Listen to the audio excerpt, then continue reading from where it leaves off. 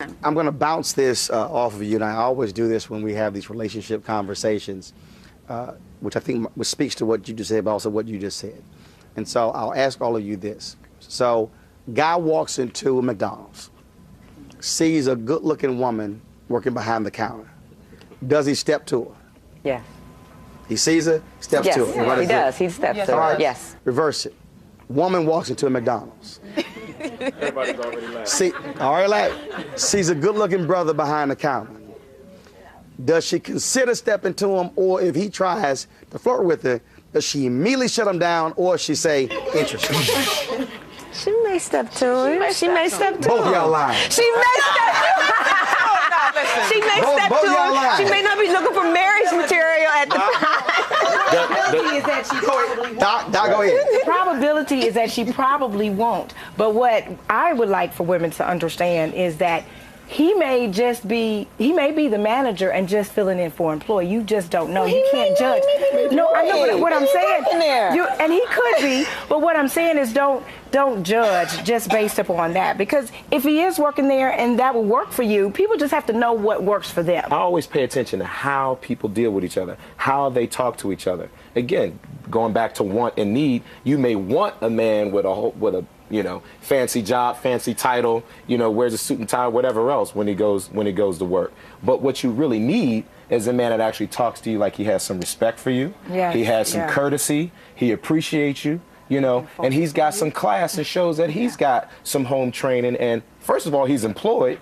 And if he comes at you the right way, with the right kind of energy, the right kind of sincerity, and the right kind of courtesy, and I think you should absolutely give him an opportunity, because that's what you actually need. And that's why I asked that question. You need a man that's actually going to be that consistent. And that's why I asked that question, because whenever that comes up, what often happens is that sister, typically, she is replaying about 5,000 conversations she's had with her mama, her aunts, her friends, and everything.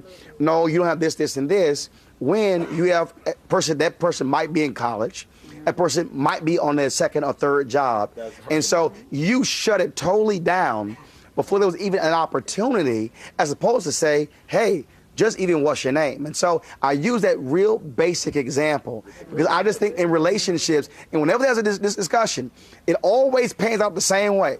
Those sisters will shut it down every time. And then I go, so do you know who you passed up? Then it's like, oh, dang, I can't believe I even went there. I do think we need to be honest about what men and women are often looking for. So a man may look at a woman in that position, and what she can do for him financially isn't as high of a priority as much as it is for a woman to say, what can he do for me or for us financially? Because that kind of security and being provided for, is important to a woman. And the point of asking that is to get folks we got to be honest about that.